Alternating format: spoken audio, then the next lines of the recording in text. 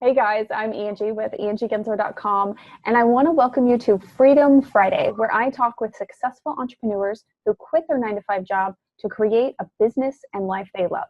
Now, I'm joined today by Tanya Lochner, and Tanya is an intuitive wealth and business strategist who helps entrepreneurs thrive, not just survive, while growing a business with impact and income.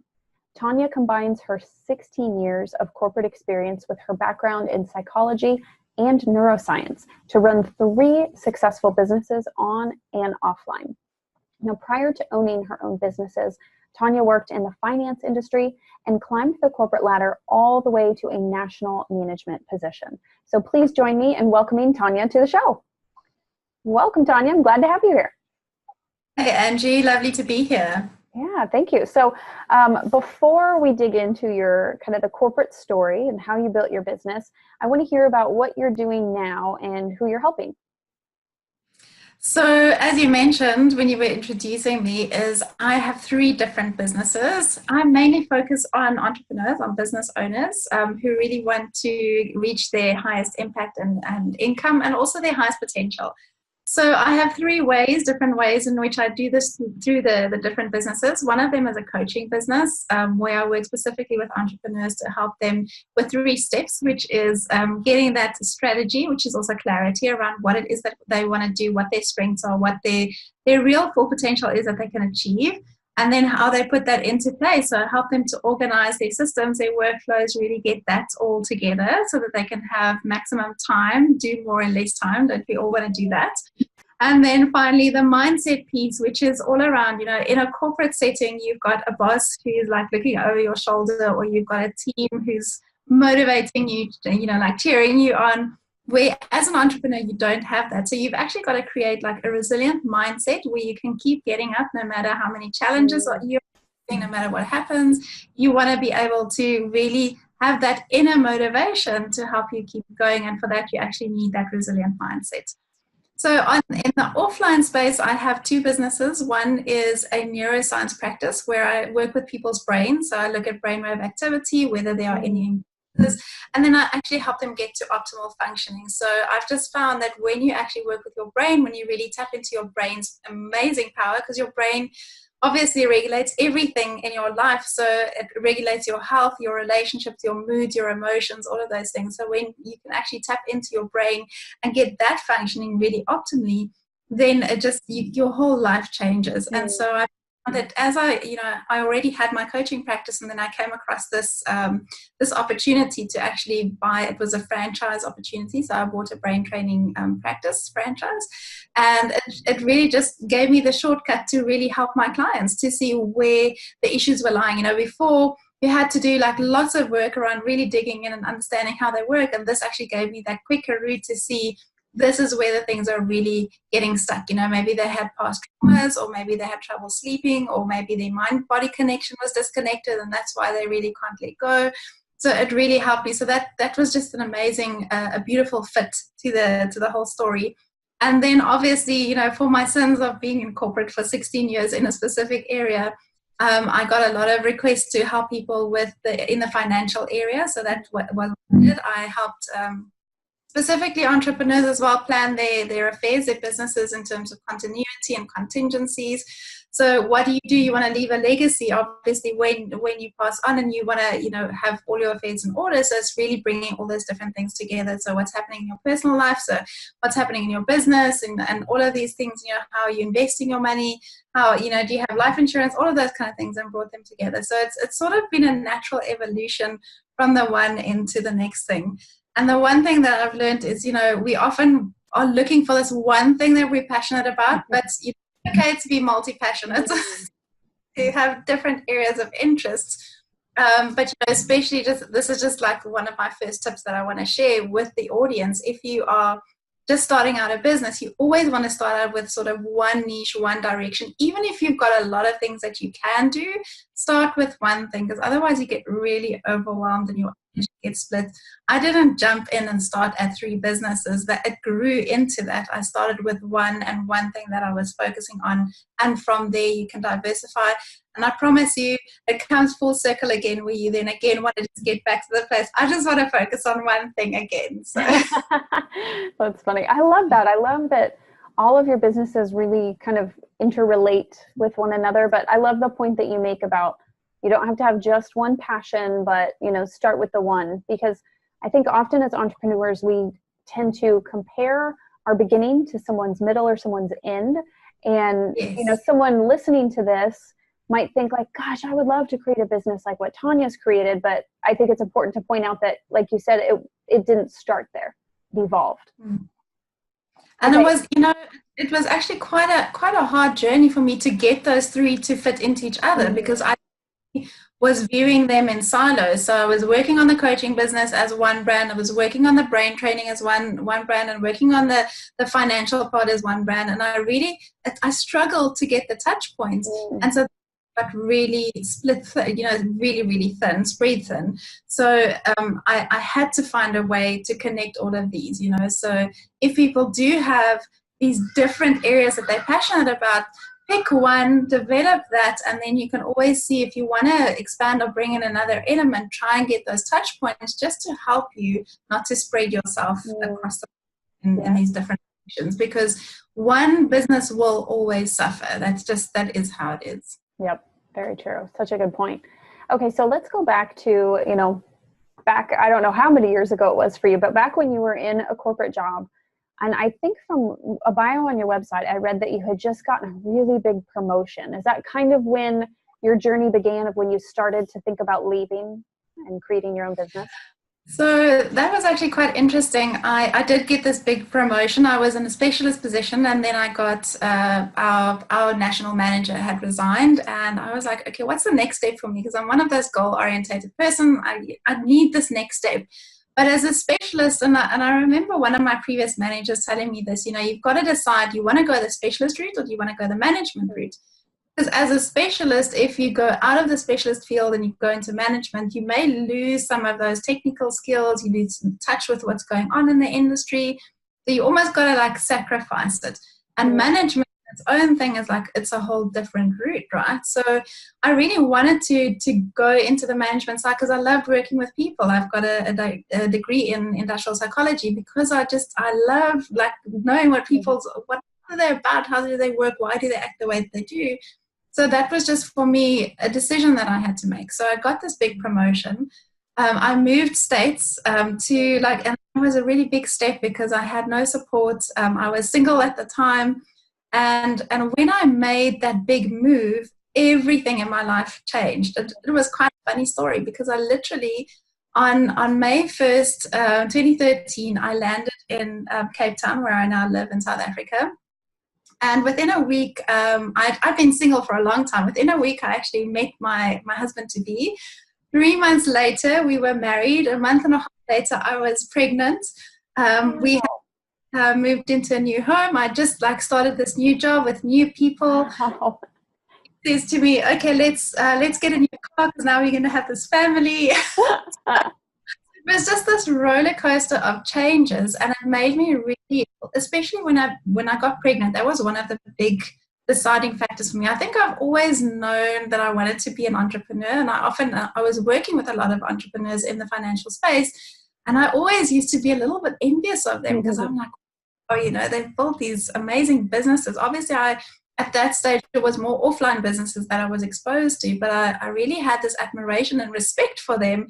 Because in a corporate, it's so much easier because they've built the brand, they support you, they advocate for you. You just say, well, that's the pricing, that's the process, that the company made this rule. So obviously the clients have already bought into the company's brand, where it's a completely different story when you're an entrepreneur.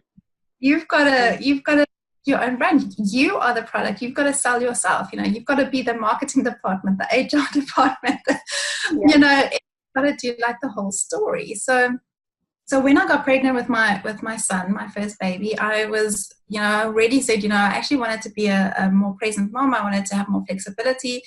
But being in a national management position, my boss actually said to me, and this actually started when I wanted to take maternity leave. Now, in terms of the normal legislation or whatever, you're allowed to take 3 months, but you can, at the company's discretion, take up to 6 months. So I said to him, I please want to take 6 months. And I'll never forget his words to me. He said to me, if this company can do without you for 6 months, then your role is not that important. Wow. It made sense in a way, because I'm like, okay, this is obviously, it's a senior position, it was a fairly newish processes, and the department was going through a lot of transition. So I understand that this was a crucial role. I mean, the same as when you're an entrepreneur, you can't just take 6 months out of your business. Yeah, that's very true. So, but in the corporate environment, it was a really hard answer for me, that I couldn't get more flexibility. Know that a corporate is not really a 9 to 5, right? So you work after hours, you still work weekends. So, I'm going to impact my new role as wanting, because I'm one of those all or nothing people. So I really wanted to be a really good mom and be a really good worker, employee, and building this career, because I saw myself as going through the ropes. So now, because I'd sort of reached the top of the specialist route that I wanted. There wasn't a step up for me. And so, but with the management, there were obviously some more opportunities moving up from there. And so already there was like this, okay, can I come back half day? And then like, okay, you've got to take a cut in salary. And, then it's not the same position, because we want you to be in the office. So there was a whole bunch of stuff that happened. And when my son was 10 months old, we found out that there was another little surprise package on the some more things, and that was just like my whole maternity leave with my first. I was like, I went through all of this struggle. I had this internal turmoil of, I really was so entrenched in this business that I was building myself, this career I was building. Now all of my priorities have changed, and I was like, how am I going to make this work? How can I change? What can I do? What business can I start? And I couldn't come up with any ideas, because I was pushing it so much, because I was in that state of desperation of, I've got to change, I've got to do this. And I was really focused on all the negatives. When I went on maternity leave with my second, I decided, you know what, I'm just going to enjoy this time. It's sort of like, I'll just trust that things will work out as they should. And how it, as life goes, the moment you sort of the pressure off and you don't focus on that one thing that you want so desperately, the idea popped into my mind where friends of mine were actually, they live on outlying farms, and they bring in handmade products like body butters and handmade soaps and things that because I was always very natural orientated in terms of health stuff and things like that. And so I always ordered from them. And they said, well, they're actually looking for somebody to distribute here in the local community. And I decided an online natural products business where I was promoting their product. And through that, I actually started working with moms, because then, and this is so interesting, as you go through your life, the things that you are wanting to learn, the things that you are passionate and interested about, typically ends up being the stuff that you can actually help other people with, as we learn the most when we teach others, when we share with others. And so as I was learning about motherhood and doing and balancing work, because I still wanted to be really good at the job that I was doing. And then as this online products business started going, I started working with these moms, and I realized, you know what, looking back, I mean, I didn't realize it in that moment, but looking back, that throughout my corporate career, I'd always been informally coaching people. I'd done coaching courses through my corporate company. They put me on management and leadership courses, which is a really important element for when you're an entrepreneur. You have to have those leadership skills and attributes to be able to lead yourself. And also to lead other people. If this is what you want to do, if you want to sell a product or a service to other people, you need to be able to be the leader in terms of that industry or that product or service that you want to offer. And so that just sort of evolved. And so it was first the new mom phase, and then it went into moms with toddlers. And eventually I was like, I just couldn't fill that gap. I was like, I'm trying to help them, but I'm not getting into that groove. And eventually it sort of clicked into place where I said, if I really look back at my 16 years of experience that I've got, this is really in the business world. And after I've now gone through a bit of an offline business and then transitioning to online, I realized, okay, here's a space where I can help people. I can now bring together the skills and the background that I have, and I can start helping people build their businesses, because this is what I'm passionate about. I've invested tons of hours and straight to frustration this online business, now I know like quite a lot about all the different areas. And so that's where it sort of started evolving and transitioning. So as you can, didn't start like, I admire people. Often, clients come to me and they already know this is what I want to do. This is the one thing that I want to do. And I love that. I'm like, oh, you've saved yourself like a year and a half.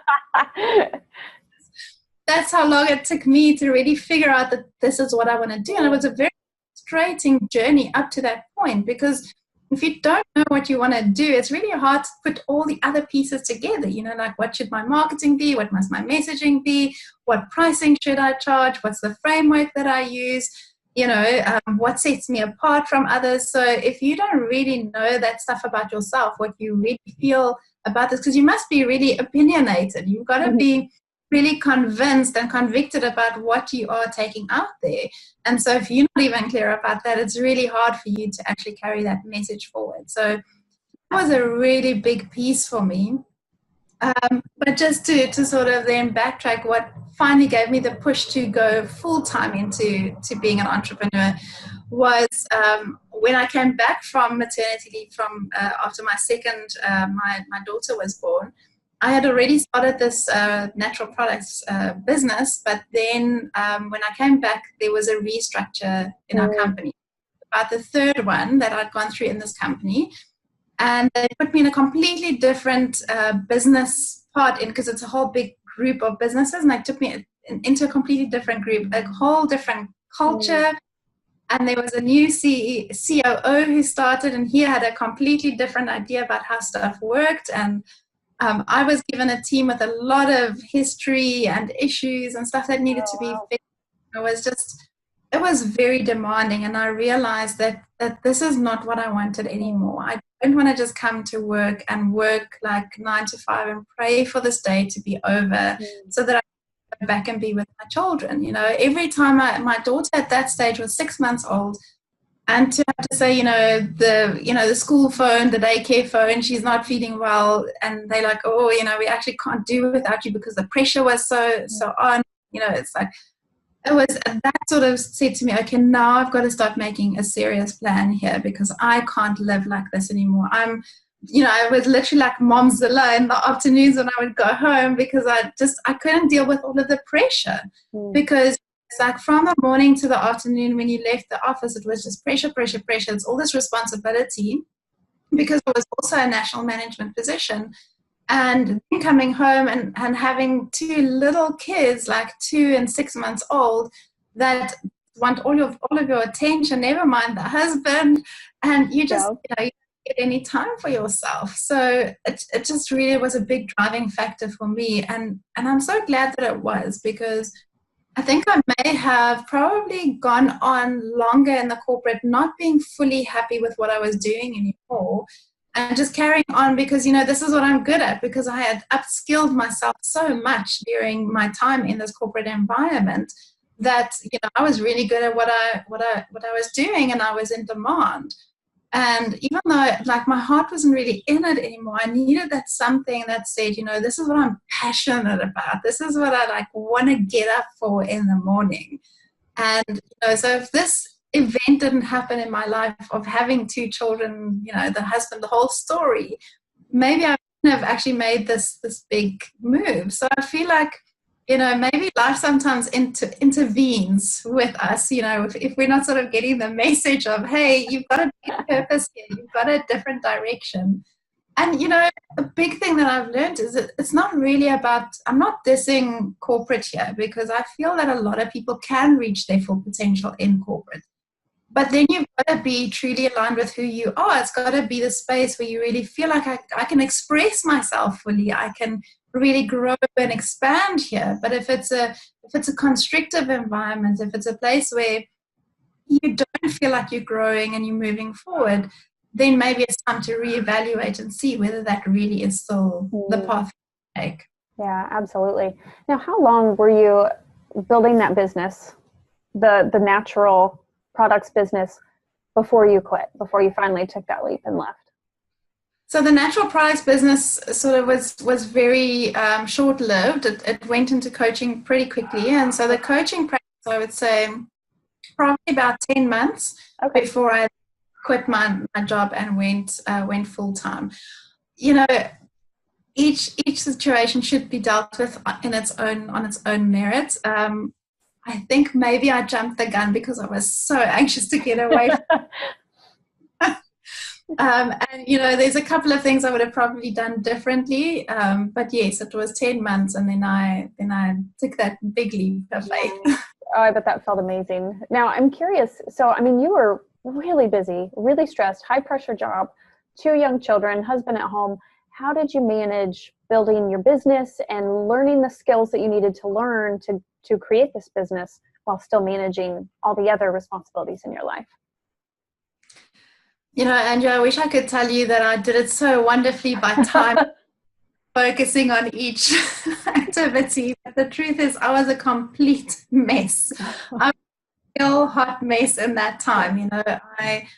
I remember so clearly that part of the corporate benefits is that you could actually get access to services like a psychologist. And I actually went to a psychologist, and I explained my whole situation to him, and he actually gave me 2 decisions. He said to me, you can either change something, so you've got to start cutting down on something, one of these things. Or the second alternative is you've got to start taking medication to cope, because you are heading for serious burnout and depression and anxiety, and you'll probably lose your marriage. And we were at one point at the verge of losing our home because I had invested so much in this part-time business, wanting it so desperately to work. The one thing that got me through, that really got me to juggle all of these balls, was I was so strongly connected to why I wanted to do this.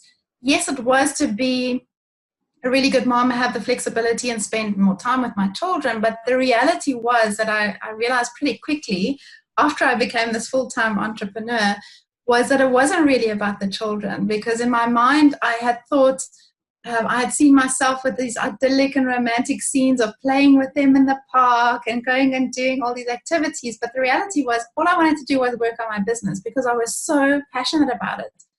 And so I was really clear about one thing, was that I really found the thing that was driving me. And I wouldn't be here. It's like now it's 2 years later, and I wouldn't still be here despite all the challenges if I wasn't really passionate about it. So I did that exercise of, which is part of what I help my clients with now. I went through a really, and it's a never-ending journey, but this real exercise of getting to know who you are, what your values are, what is your highest value that drives you.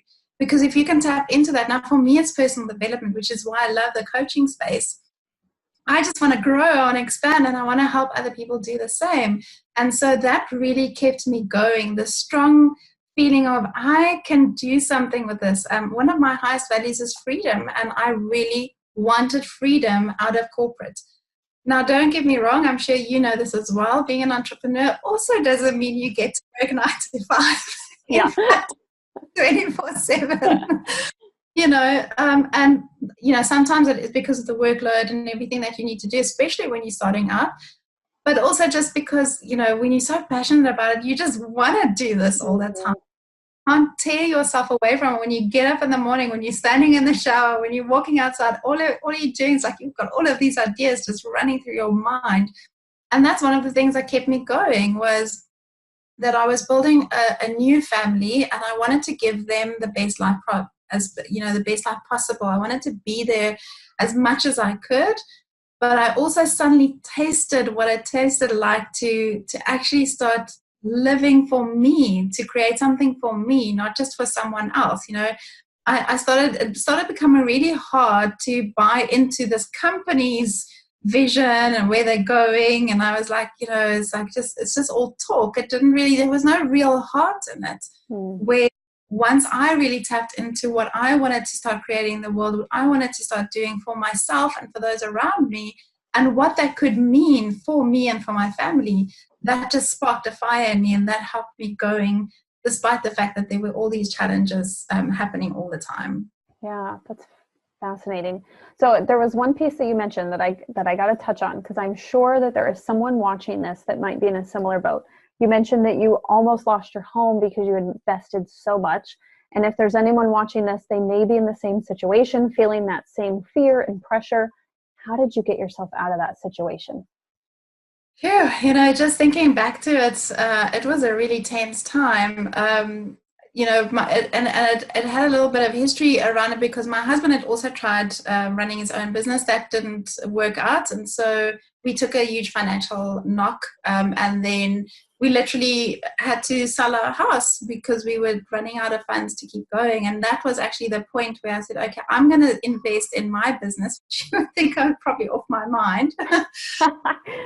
I really did feel that's how passionate I felt about, and I had the privilege of talking to this coach who, when she did this enrollment call with me, she managed to help me tap into that vision of the possibility of what I could create. And if she wasn't strong enough to get me in that conversation to actually commit to changing my past, to changing my life, I probably wouldn't have. But once the financial commitment was there, I really had to say, well, how serious am I about it? Because I see a lot of people who say, I want to start this business. Maybe I'll even invest some money in a coach or some tools or, learning, taking a course. But then they don't really have anything to lose. Not that I'm saying you wanna be in that kind of situation, but because it was such a serious situation for me, I had to pull up my socks and I had to make it work. I didn't have a checkout ticket that I could say, it's too hard, because it is. Here's a news flash for anybody thinking they're going to become this glamorous entrepreneur. It's really hard. It's really, and yes, it's amazing. I would do it all over again, but you get those really hard times. And because it was at such a point, the money was a big driver for me, where I had to make this work because my family was at stake here. Our home was at stake here. So that was a really important thing for me. And so one of the things I would probably do a little bit differently looking back is I would have saved up a bit more before taking that full leap. And I loved what my coach said to me at that time when I said to her, I'm just fed up with this corporate thing. I'm just going to take the leap. I'm just going to make it work. She said to me, go and write down what the worst case scenario would be if you took this leap and it didn't work out. What would that scene look like for you? And that was really valuable words for me to really say, okay, now I can make take a calculated risk, so I can decide. And so then I said, okay, I've got X amount of months of savings. I can do this. If I could have taken it back, I would have saved just a little bit more. I would say about 8 months would have been a better scope for me to have some breathing room, because you've got ideas in your mind. Working part-time on a business is very different than working full-time on your business. When you've got that safety net of a corporate income coming in while you're working on your business, you sort of get this false sense of, oh, the sideline business is making money. That's going to be fun. It's just going to carry on like that. But the reality is every month is not the same, especially in the beginning. So you've got to have that buffer of, I've got some breathing room so that I don't jump into that desperation mode of now I've just got to make it work because I've got to pay the bills at the end of the month, which then, that energy translates through in your business and you really don't want that. So that's definitely one of the things I want to say to people out there is, the marketing messaging can be so strong and so compelling that you just can't help yourself. You just want to pull out that credit card and invest in that next coach and that next freebie or, whatever, that next offering or course or whatever, but rather, do a little bit of homework. And I do advocate the services of a coach, having a mentor, somebody who can take you through that process. But one of the biggest things that I want to warn any new entrepreneur about is the shiny object syndrome and the thing, So one is thinking you can do it by yourself by just Googling a lot of freebies and opting into every free resource out there, because it will send you in a million different directions and you won't get. You've got to think about this, like when you are working in your corporate job, usually your company will have a very specific strategy. It will have a focus. You've got targets that you've got to make, and you've got to have certain actions that you've got to take to meet those targets. It's exactly the same when you're building your business. You've got to be super clear about what is the outcome that I want to achieve and what are the steps that I need to get there. Yes, it's so tempting when this one says, oh, all you need is this beautiful website, or all that you need is this awesome funnel. And that sounds really interesting, but if you're starting out, that's definitely not the place for you to start. And trust me, I spent months and hours of frustration trying to build my own website, trying to build funnels when I wasn't even sure exactly about what the service is. I wasn't clear about pricing. I didn't have the confidence. It's so nice doing those little sums and saying, oh, okay, I just need 5 clients at $1,000 a month and then I'll be fine. And then guess what? Even if you've got the expertise, even if you've got the skills, your confidence level may not be at that level because you're used to having this corporate behind you, backing you. Now it's like the first time a client says to you, why should I buy you? I had one client who said to me, what makes you different? How can you guarantee the outcome? And I was like, it just took me back because, when it's a company, it's like, obviously this company's been around for 60 years and, you've seen them on TV, you've seen the ads, you've seen the branding. Of course they can be trusted. Of course it's going to work. Same when it's you, especially when you're starting out, because then you're like, well, I've been doing this for a month or two. I really say that I can help this person, it's a really place to be because you need that confidence to be able to sell your product or service. But it's uncharted waters, it's a totally new space to be in. And so, that's what I would say is get somebody who can guide you through that process and stick to one person. I enrolled with so many different coaches. Me and my current coach, we laugh about this often when she said, when I found you bouncing because I was bouncing to this person and bouncing to that person. And every time sort of get a little bit distracted. Oh, that looks so nice. And she's like, there you go, bouncing again. So you really do need that somebody who can really walk a path with you, who can take that journey with you and spend a little bit of time in researching who really resonates with you and, who you can relate to. Don't just go and sign up with a high-end coach because they look great on paper. Have a conversation. And don't just sign up on the first call, really look at whether this is where you are going and where you want to go and the type of person that you want to be like, and be realistic about the fact that you're not going to get their results within the first couple of months, maybe not even the first year. So, I want people to really manage their expectations. If you think you're going to jump into being an entrepreneur and you're going to make like super bucks in the first 3 months, yes, you do get the occasional business where that's like a real good hit. Maybe it's an existing product and you're just taking it out into a warm market. That is possible. But I want to say in most of the cases, you've got to build up that relationship because people don't sell the service or the product, they buy you. And if you're not at that level yet, then, it's going to take time for you to actually get to that point. So that's one thing that I really want to warn people against is, firstly, don't try and go at it on your own because you are going to spend so much. Yes, you're going to save the money, but you're going to spend so much more time feeling frustrated, feeling tired, exhausted, and you want to, so I think often people give up because they just can't figure it out again hard, and then they're just like, okay, well, this doesn't work. Being an entrepreneur is not for me. Yep. And that's simply because they try to figure it out on their own, based on, what their limited knowledge of what's out there. You don't know what you don't know. So you don't know that there may be a better way and an easier way for you to do this unless somebody comes along and says, here's the actual way to do it. It doesn't have to be a step-by-step formula. So be careful of that as well. It's not like just follow this formula and everything's going to work. It doesn't work like that either. But somebody who's genuine and somebody who can really guide you through that path of really getting into your best potential and what's going to work for you, what you can really get your energy into, and then start making success of that. Yeah, and it's kind of like you mentioned earlier, having a resilient mindset. And I think that's so important.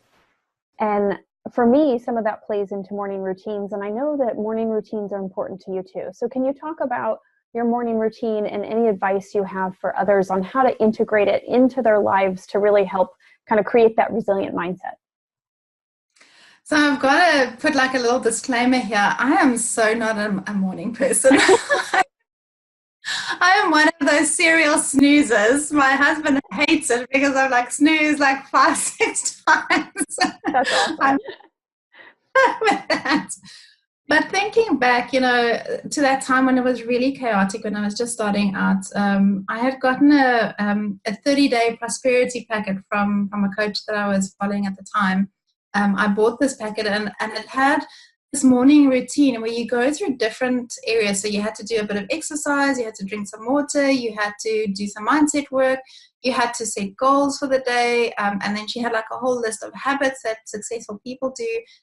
And I feel like that really got me through that time because it got me super focused, it got me disciplined, because every morning I would say to my husband, even though we had really tiny children who, I was sleep deprived, but I would say to him, can I get this half an hour? And that really helped me sort of keep my sanity, because it was almost like this beacon in the night of, just this is something that you could do so consistently. And it started training my brain to work in a certain way every day. So we don't realize this, but these little things actually accumulate. When you start practicing these good habits, they actually all come together. They accumulate and they build up, they build momentum. It's almost like, you don't remember what you eat every day, but you are alive today and you're healthy and you're well because of all the different little meals that you put into your body.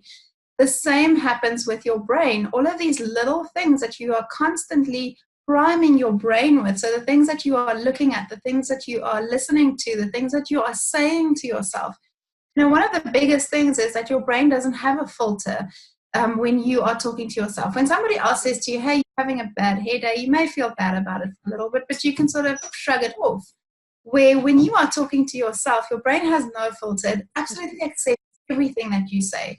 It can't judge whether it's good or bad, right or wrong. It simply says, okay. So if you say, I'm exhausted, I'm tired, I can't anymore, the brain says, oh, okay, we are exhausted, we're tired, we can't anymore. That's down.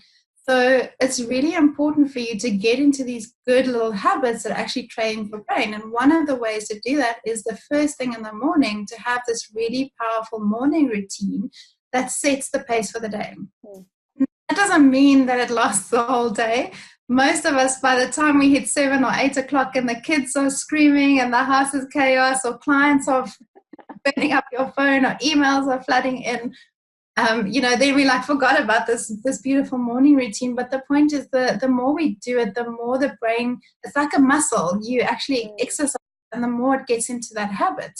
And there's a ton of research out there that shows how effective our brains work first thing in the morning. So you have to absolutely prime your morning routine to what works for you. But I'll give you a couple of insights on what I do, and then play around with them, So one of the things I do first thing in the morning is I actually get up and I do a little bit of exercise. Now, there's research that shows that when you do exercise first thing in the morning, there's a lot more benefits to your body than when you do it later in the day. So I don't necessarily love cardio and stuff, but I do some Pilates and core exercises. So what works for my body? I do work in a bit of cardio throughout the day. I've got kids, so I'm running all over the house. But that's the exercises that works for me early in the morning. And then there's actually this whole philosophy by somebody called Robin Sharma. I hope I'm pronouncing his surname correctly now. He talks about the 20-20-20. So he takes 1 hour in the morning, and I've started implementing that, and it's really working well for me. When I do the 20 minutes of exercise, then I do 20 minutes of journaling or meditation. Well, actually both of them, because I do believe you want to sort of get your brain into that alpha brainwave state, which is where your brain is calm, it's relaxed. Your alpha brainwaves, interestingly, is really about your creativity. It's tapping into your memory. So when you can bring those aspects together, you can actually tap into your creativity, your internal happiness.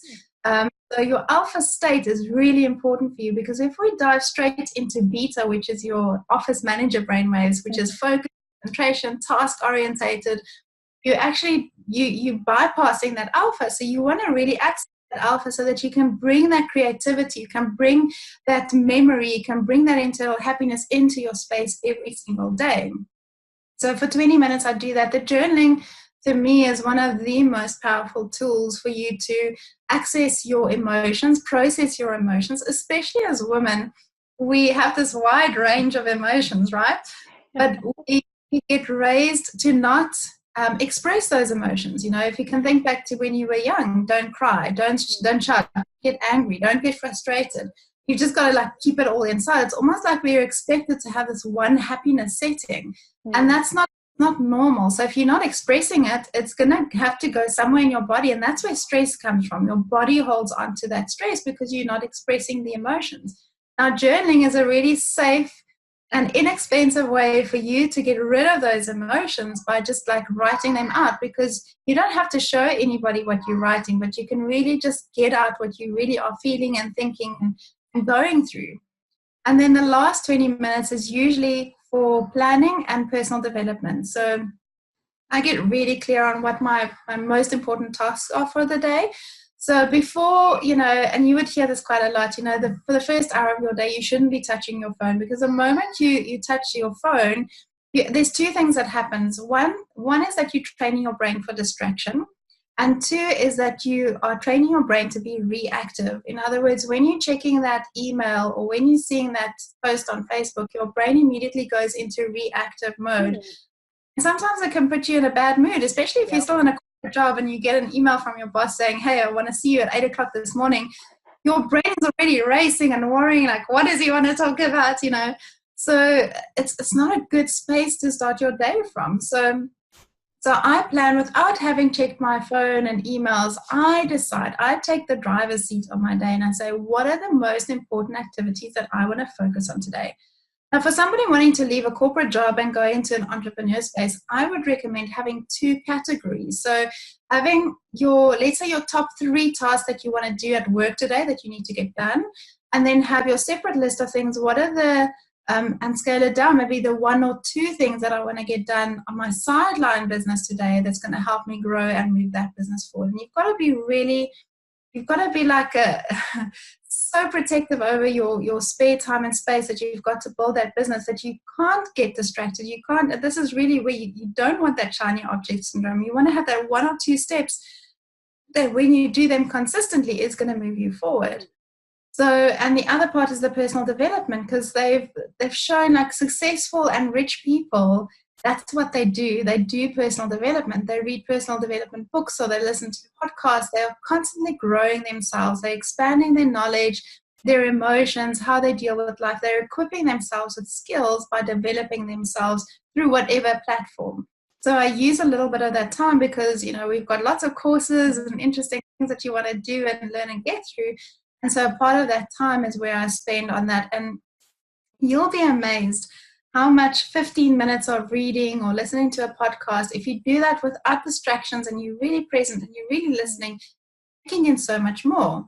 According to research, you can only really take in new information in 20-minute bites. So you can't really sit for an hour and think that you're going to take all of that information in. So if you can really spend minutes of really focused time on whatever this material is that you want to take in and learn about, your brain can actually deal with that information really, really well, especially early in the morning. You're going to take it in and it's going to go through, you know, through your day. You'll have this stuff like in the back of your mind because that's the way that you started your day. So that's why I'm a real big advocate of having that power morning routine. But again, saying that's what works for me. And it took me a long time to find that sort of rhythm. And every now and again, I switch it up because I don't want to have this boring routine all the time. That's why I got out of corporate, because I didn't want that routine every day. Nice. So switch it up and see, like the other morning I got up and I was like so focused on a client project that I had to work on. What would usually take me 3-4 hours during the day, I actually got done in an hour and a half because my brain was bright, I was motivated, the house was quiet, and I got that work done so quickly because there was just, my brain was at its peak performance at that time of day and there was no distractions. Yeah, that's fantastic. And find that routine that works for you. Nice. Now, from our discussion earlier, I understand that you have a free gift to give to the viewers to help them establish a morning routine. Can you talk about that? I do. I've got a power morning planner, which actually takes you through this. So it's got 3 elements to it. One of it is where you can track these different steps that you can do in the morning. So it's mapped out for a whole week. So you can, I know people like check boxes, so they can sort of tick it off that they've actually done it. So it's those steps. And I also have a section about how to really plan your day. What are your most important activities, what you shouldn't be doing, what you should be doing. And then I've also got a list of those habits of successful people, because when you start incorporating those habits on a daily basis, then you're going to start seeing your life change as, it becomes automatic for you as well. Nice. And how can they access that? Do you have a special link, or do you have a link that you'll send me? Yes, I'll definitely send you the link, and then you can post the interview. Okay, awesome. Yeah, I'll make sure that link is below this video if you're watching this on YouTube or Facebook. If you are watching this through my website, I will have a link on the show notes page right underneath this video. Okay, so before we wrap it up, I want to get kind of an inside look at some of your top tips and resources. So I am curious, when you need to churn out some serious work, is there any type of music you listen to, or something that you do to help you be like super productive? So I actually cannot work with music on, so I prefer to have like quiet time. So I try and schedule it at times of the day when I know I'm most focused and in that sort of mind space.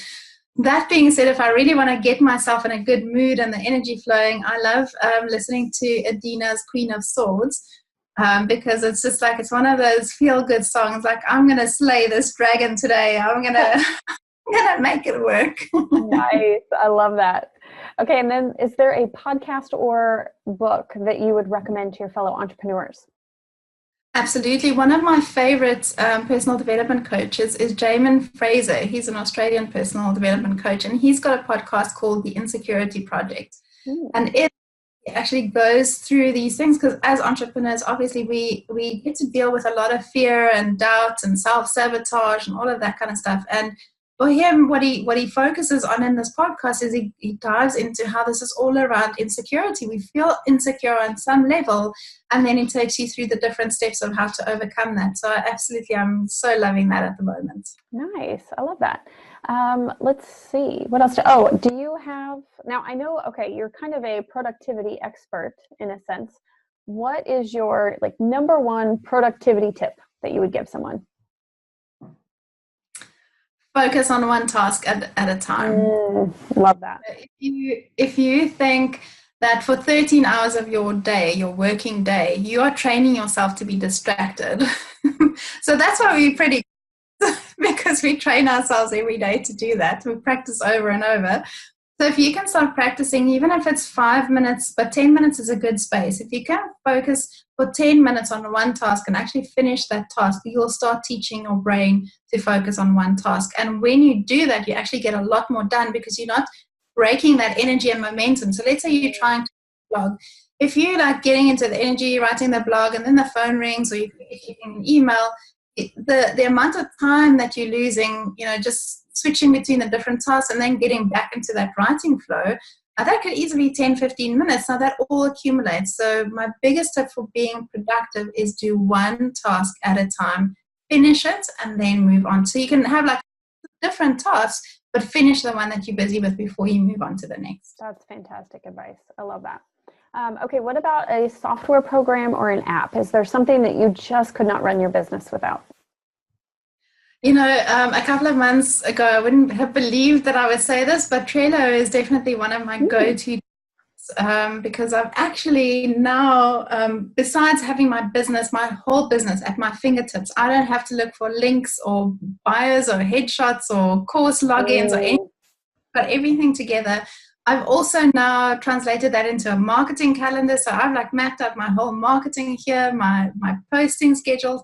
I've really found this tool to be so flexible, and it's a free tool, and you can invite members to it. So I'm finding, I wasn't big on Trello because I was like, oh, this is so hard. I can't figure it out. But what into it and I actually got a template from somebody, I was like, oh, this is fantastic. So now I can't live without Trello. Nice. That's awesome.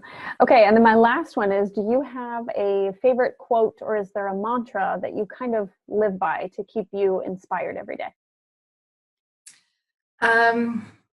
I was thinking of something else, but so I can't remember the exact quote. It's a quote by T.S. Eliot, but it's around how you explore life and the whole, like, once you've come full circle, you come back to the beginning again. It's almost like you're seeing it for the first time. And so that's all around. This has been a quote that I've liked my whole life. Been focused on, or just it's just resonated with me, that we should really go into life, and especially into business, with this curiosity of just experiencing, even if it's something that you've heard a million times before, going into it with like a renewed curiosity. You know, a silly example is I was listening to an Instagram training the other day, and it's a real basic one again, of like what to do with your bio and your hashtags and stuff. And I've heard this stuff before, but really listening at, you know, this person, the way that this person said it, like it really sunk in. I'm like, oh, that makes sense, and I can do something with this. So if you can go into life with that curiosity of what can I learn from this, rather than prejudging it, and that's really where, you know, I'm not losing out on the new information and the possibilities and opportunities because I'm prejudging what this is going to be, what the outcome is going to be. Oh, I love that. That's fantastic. Well, Tanya, thank you so much for sharing your story about leaving corporate, building your business, sharing your wisdom with us, your expertise. It's been really fantastic to hear from you today. I will have links to all the resources that you mentioned up on the show notes page. I'll have that up later. I will also have the link to your free gift, so I'll have that available. So anyone watching, make sure that you check that out, and you can get Tanya's Power Morning, let's see, what was it? The Power Morning Planner. There we go. Yep. Yes. So I will have all that up on angiegensler.com. And then while you're over there, make sure that you also check out my 2019 social media content calendar. That is 365 days of social media post ideas planned out for you. It will save you hours of time and stress in 2019, and also help you remain consistent on social media so that you can actually grow your following and get some engagement on your posts. And if you enjoyed this Freedom Friday interview, even though we weren't able to make it live today, make sure that you head over to my Facebook page, like it, so that you get notified when we do go live with future interviews, when I interview another successful entrepreneur. And remember, perseverance, not perfection, as we found out today, is the key to creating a business and life you love. So I'll see you guys next week.